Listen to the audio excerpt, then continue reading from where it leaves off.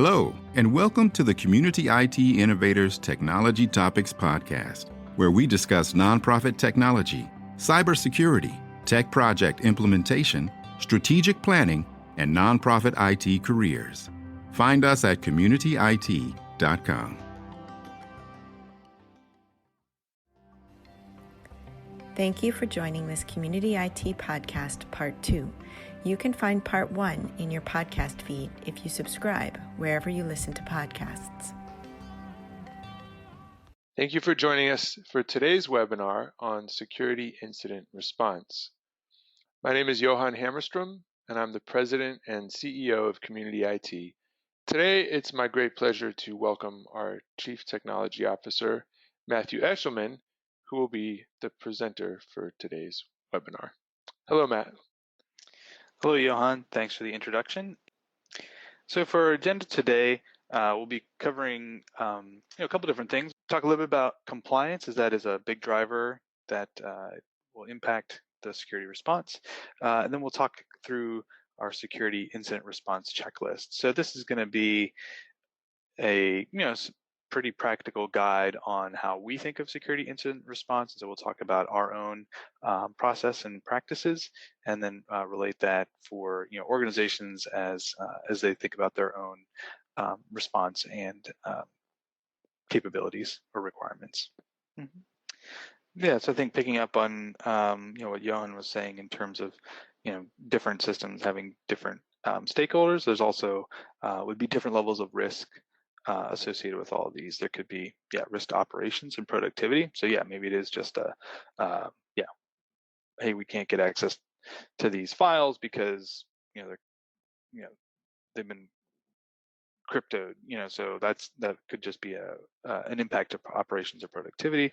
It could be a risk to privacy in terms of data being publicly exposed. And then again, you could have compliance risks associated with maybe credit card numbers being taken or personally identifiable information. So, each system, in addition to having, perhaps unique business owners, will also have a unique risk profile. Again, defining that upfront can help inform your incident response practices whenever, if and when that system does get compromised.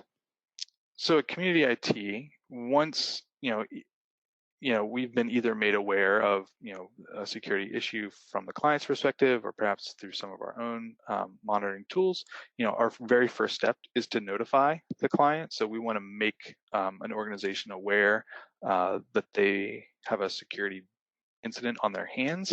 And so that's, I think partly just to kind of, start the conversation, but then also for the organization themselves to kind of start their incident response plan.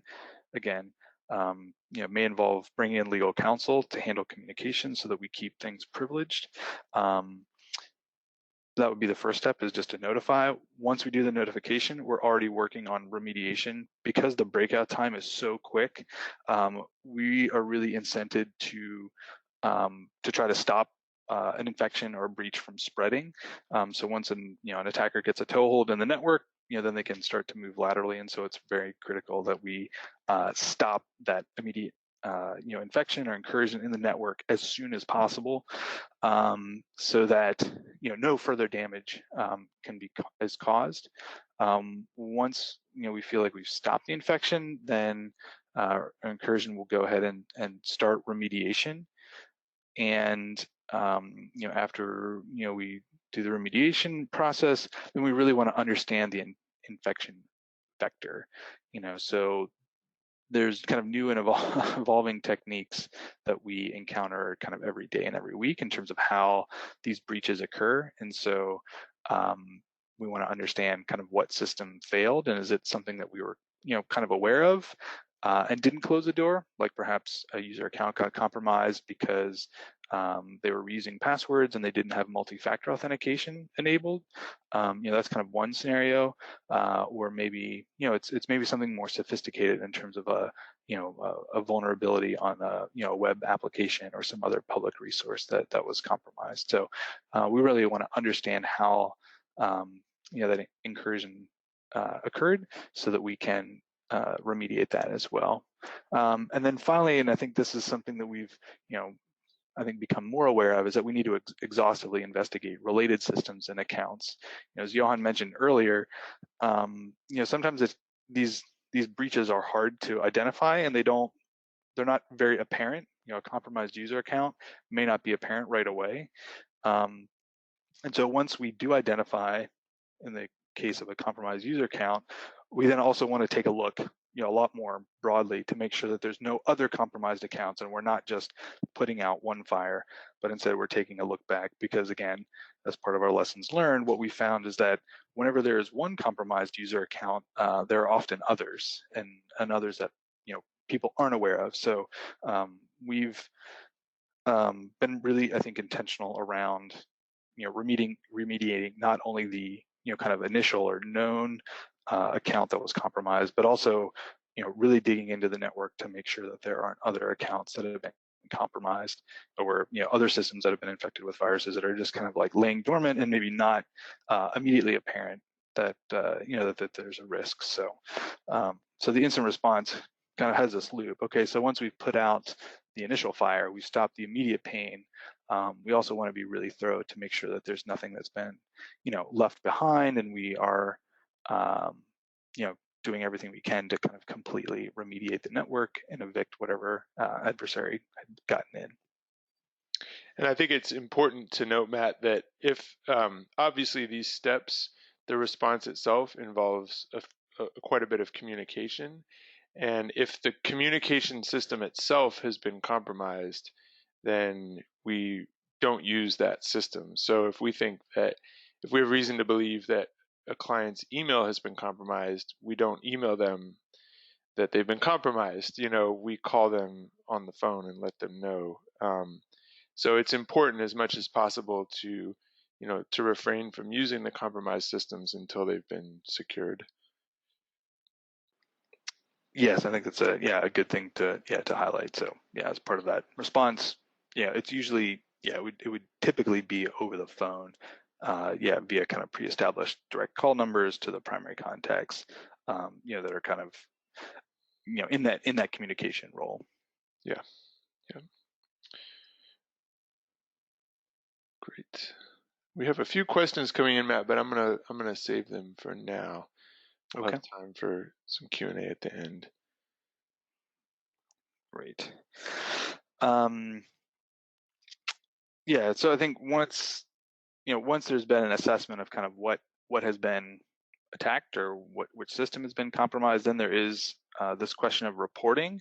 So kind of we in our role as technical kind of response people, we're not doing reporting, but it's kind of the organization's responsibility. And again, this is driven by an organization's compliance and legal policies, and again, potentially handled by legal counsel. So I think, Johan, I think you had some insights into this area in terms of, reporting and kind of what organizations should be aware of in terms of, timeliness or completeness. Yeah, those are generally driven by the compliance requirements that the organization might be under. So I think it's important to be aware of that early on. For example, HIPAA, personal health information is protected by HIPAA compliance requirements. And in the event of a suspected breach, the what's known as the business associate is required to notify the organization within 24 hours, and then they in turn have some timelines involved in assessing the breach and then making a report to DHS. So it's important to be aware not only what your organization's requirements are in terms of reporting to other authorities, but also what your partners' requirements are in terms of reporting to you. And they need to be aware that they themselves have some, they need to comply, with the regulation in terms of reporting timelines. And related to that, actually, this is a good time to mention one of the questions that came in. It was a comment actually that you also want to contact your insurance company. in many cases, you'll need to file a claim due to exposure of credit card information. So it's understand what your insurance company requires, understand what the level of your cybersecurity insurance might be, and make sure that you're complying with their requirements as well. How can you incorporate the lessons learned? Failure is a part of life. We all get to experience it, unfortunately, from time to time. But if we can learn from our failures and our mistakes, then we can improve. And ideally, if you recall that security chart I showed you, hopefully at the end of some painful experience, your level of security focus has gone up a little bit. Mm-hmm. Yeah, and I think that that's a lesson that we have learned, is that while incorporating good security practices can be a big ask, whenever there's kind of a low sense of urgency, in the aftermath of a security issue, there's often a lot more willingness to adopt security controls and improve the organization's posture.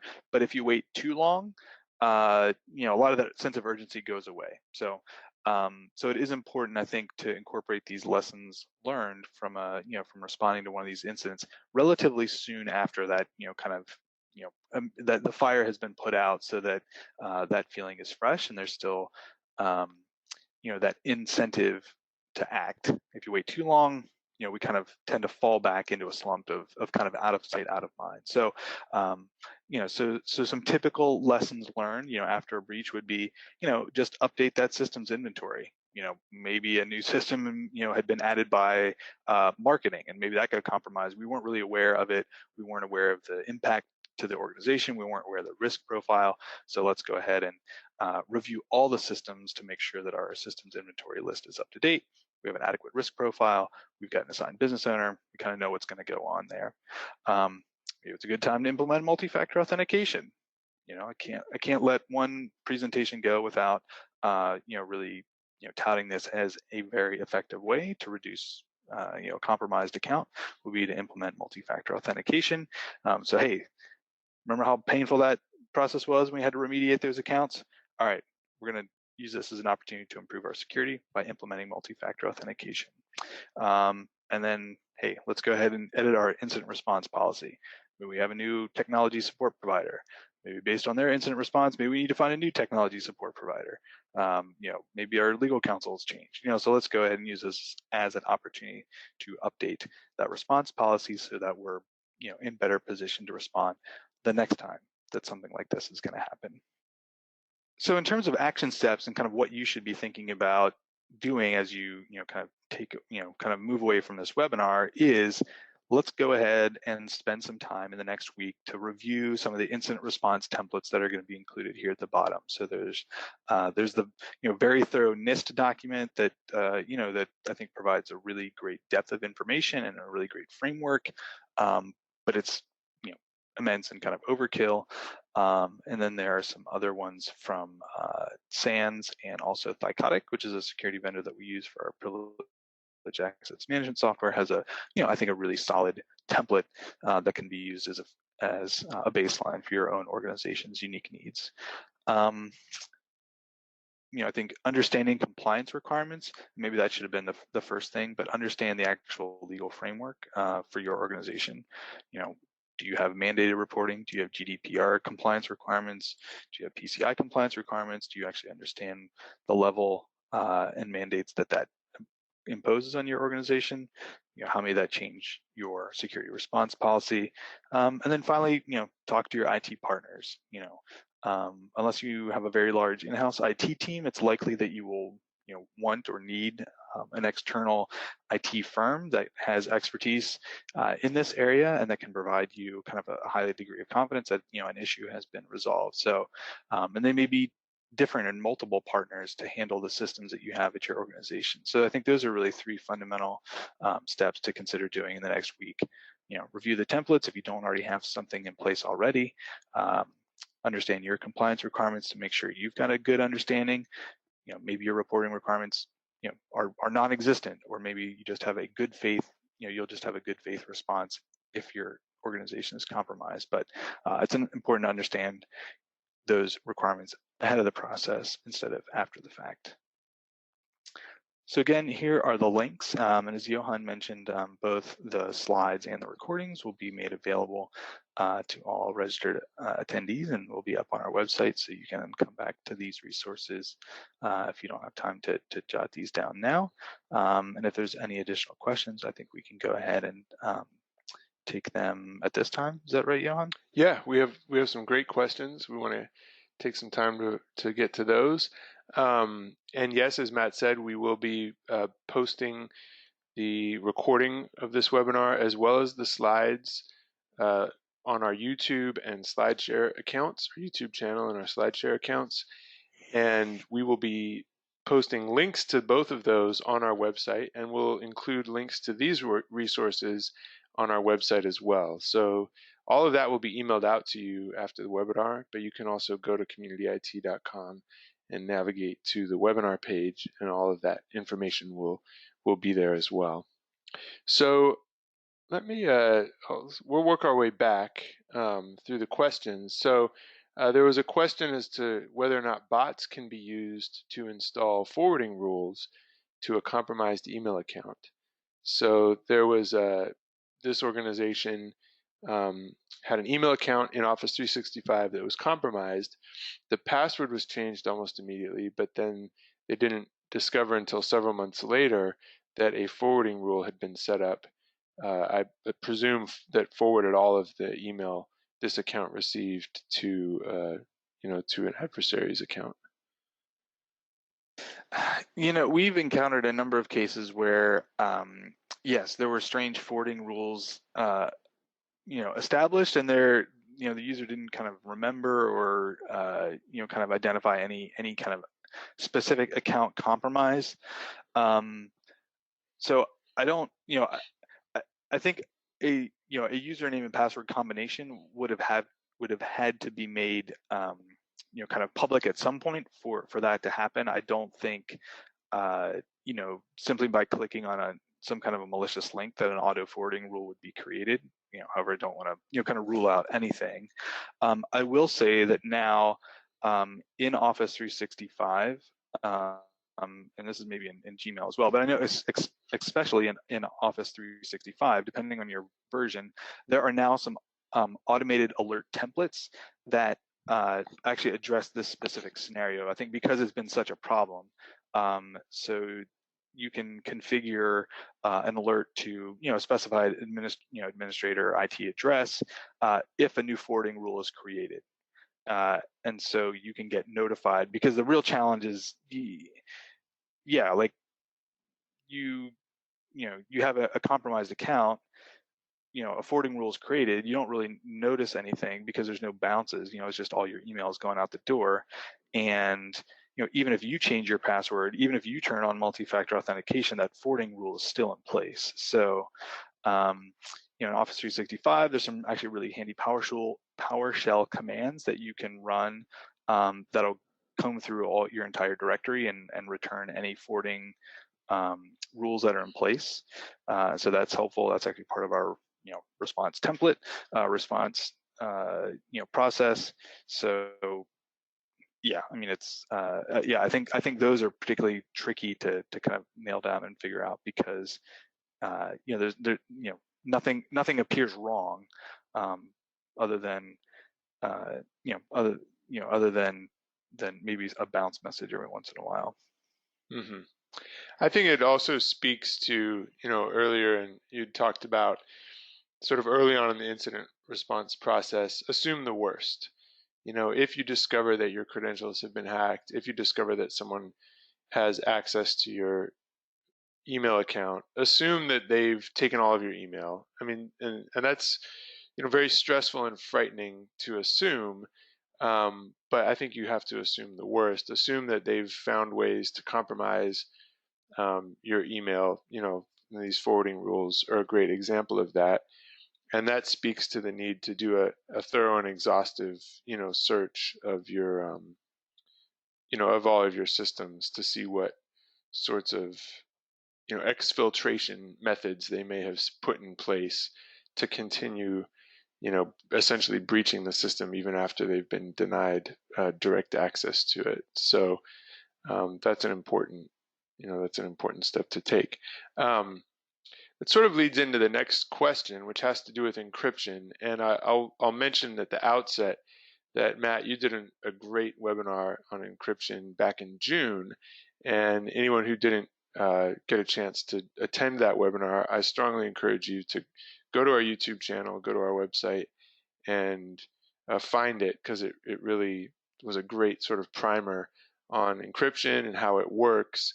And I think encryption, is still considered to be sort of the final frontier of effective security. So even if someone gets access to, let's say, your Dropbox account, if you've encrypted all of your files on the Dropbox account, then they may have all the files, but they're going to look like gibberish to them because they're encrypted, and you're still the only one who has the key to decrypt those files.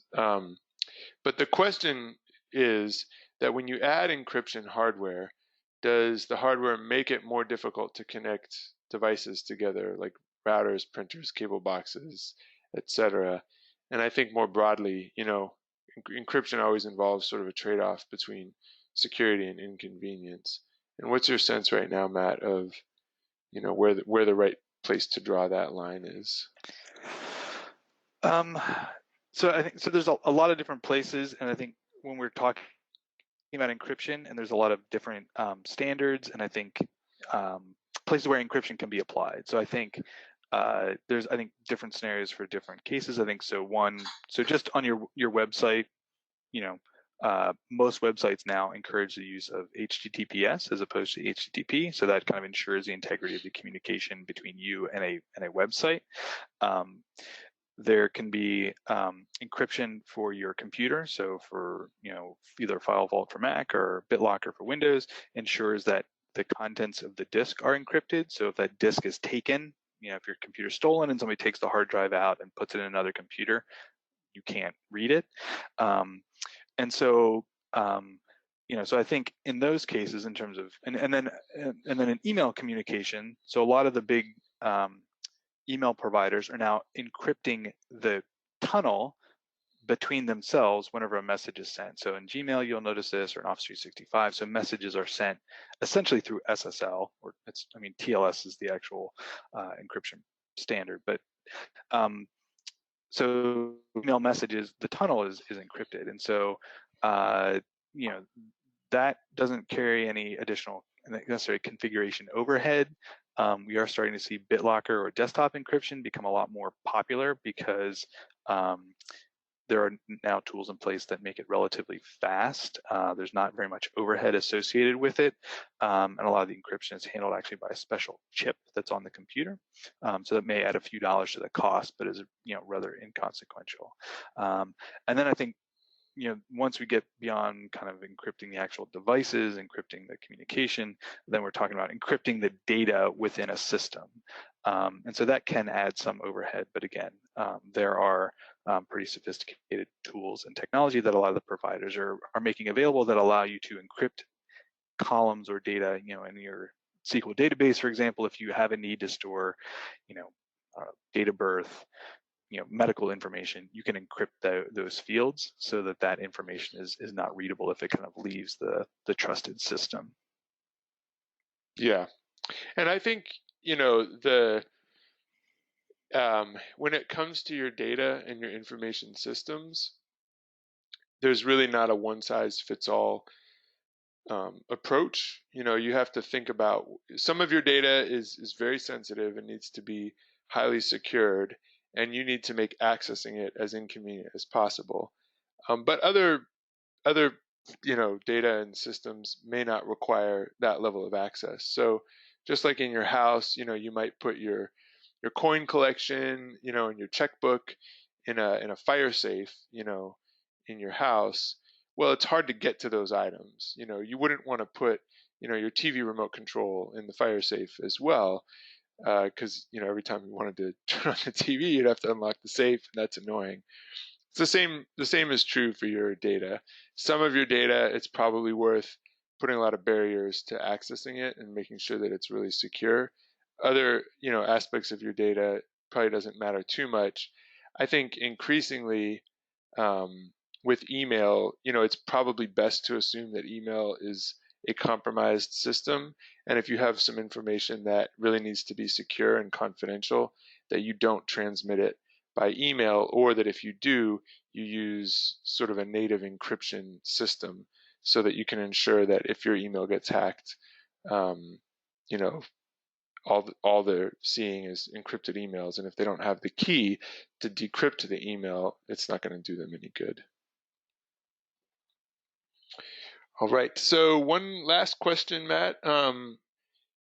We talked, then this kind of goes back to the stakeholders concept. You, as part of your incident response plan and policy, you want to kind of identify in advance the different stakeholders that you might have. And we sort of brainstormed a fairly long and extensive list of stakeholders. But, some organizations, and the question is for smaller nonprofits who don't necessarily, the list of stakeholders that we mentioned might be the whole organization or even larger than the number of staff in the organization. What do you recommend for smaller nonprofits in those cases? I think this is, these are kind of organizational policies that need to come from the top. So, ideally, in a small organization, the executive director is aware of and involved in making these decisions, so that they're not surprised. They're going to be kind of ultimately accountable. So, even in a small organization of just a few people, this is not something that, just the admin, assistant works with the IT provider to do. This is something that the executive director needs to be responsible for developing. In organizations that have, a little bit larger executive teams, this, that's where this would naturally fall, would be at kind of an executive team level with an operations person and a finance, or, or a finance person, as being actively involved in the creation and development of these policies. So again, the person handling the communication, the business owner, and the person, handling, interacting with legal counsel may all be the same person, and that's fine. But it is important to actually define those roles and kind of who's going to fill them, even if it's just the same person. Mm-hmm. Yeah, yes, that's exactly right. And, I think it's the multiple hats issue that a lot of small nonprofits face, where, a small number of staff people have to wear multiple hats. And I can envision a situation where, maybe the executive director is taking the lead on constituent outreach and PR, and the CFO or the director of operations is taking the lead on compliance and contacting the insurance company, contacting the bank, if necessary, sort of delegating the responsibilities in that way. I do think that, it's probably important to emphasize that when there is an incident, especially in a small organization, it sort of becomes an all hands event, because of the rapid response, required to deal with it effectively. It sort of needs to become something that everyone is involved with on some level. All right. Well, thank you, Matt, for your time. This was great. Thank you. Take care. Thank you for joining this Community IT Podcast Part 2.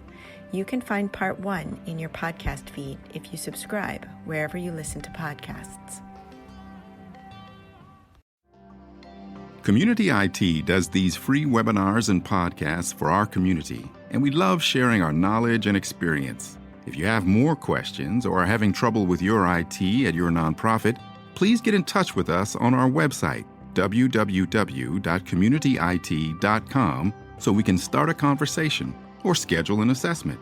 Downloading any of our free resources there will get you signed up for our webinar reminders, and you can attend our next webinar in real time and ask our experts your own questions. If you love podcasts, please subscribe and leave us a rating to help others find this leadership resource for nonprofits.